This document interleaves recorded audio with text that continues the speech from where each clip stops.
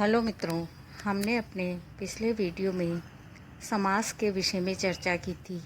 समास का अर्थ और उनके भेद वगैरह के विषय में हमने विस्तार से चर्चा करने में के क्रम में दो समास अव्ययी भाव और तत्पुरुष समास के विषय में चर्चा की थी। तीसरा समास है कर्मधारय समास। कर्मधारय समास क्या होता है, इसकी परिभाषा क्या है, इन सब बातों को जानने से पूर्व मित्रों आप इस वीडियो को सब्सक्राइब कर घंटी बजा लीजिए ताकि हमारे अगले वीडियो सुगमता से आप तक पहुंचते रहें। मित्रों, कर्मधारय समास जिसे समानाधिकरण तत्पुरुष भी कहते हैं, हमने जब तत्पुरुष के भेद पढ़े थे तो उसमें व्याधिकरण तत्पुरुष पढ़ा था जिसे अलूक समास भी कहा था। तो थोड़ा सा आपको ध्यान रखना है, तत्पुरुष समास के अंदर व्याधिकरण तत्पुरुष आता है जबकि कर्मधारय समास को समानाधिकरण तत्पुरुष कहा जाता है। अब हम इसकी परिभाषा पर आते हैं। जहाँ विशेष्य विशेषण अथवा उपमेय उपमान का मेल हो वहाँ कर्मधारय समास होता है। इस समास में दोनों पदों में एक ही कारक चिन्ह कर्ता कारक की विभक्ति आती है। हमने तत्पुरुष में देखा था, वहाँ पर कर्ता और संबोधन को छोड़कर अन्य विभक्ति चिन्हों का लोप हुआ था।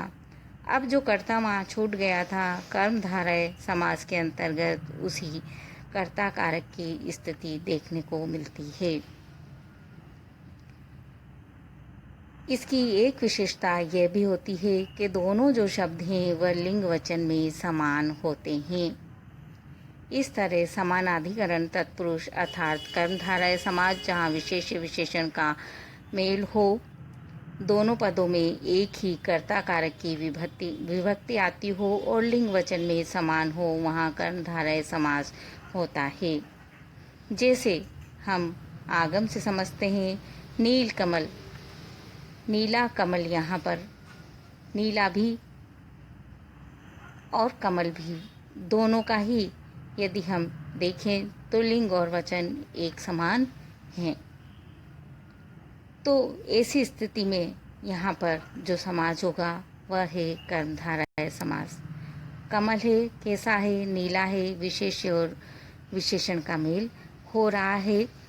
कुपुत्र, चंद्रमुख, प्राण प्रिय, महापुरुष, चरम सीमा, नील गाय, भला मानुष, छुट भैया इत्यादि कई उदाहरण हैं जो इसके अंतर्गत आते हैं। शब्द पूछ लिया जाता है खाद्यान्न, खाने योग्य अन्न, यह भी इसी के अंतर्गत आता है। इसके उदाहरण में कुछ विशेष शब्द भी हैं जो परीक्षा में पूछ लिए जाते हैं, हमें उन्हें अलग से ध्यान रखना चाहिए। जैसे प्रभु दयाल, शिव दीन, लाल पीला, ऊंच नीच, मोटा ताजा, कुमारी, विंध्य पर्वत, सुयोग्य, अधमरा, दुर्वचन, राज ऋषि, ऐसे कई शब्द हैं जो अपवाद स्वरूप इसी में आते हैं और कर्मधारय के ही उदाहरण माने गए हैं। तो मित्रों, ये था हमारा समास कर्मधारय समास। अगला समास है द्विगु समास। द्विगु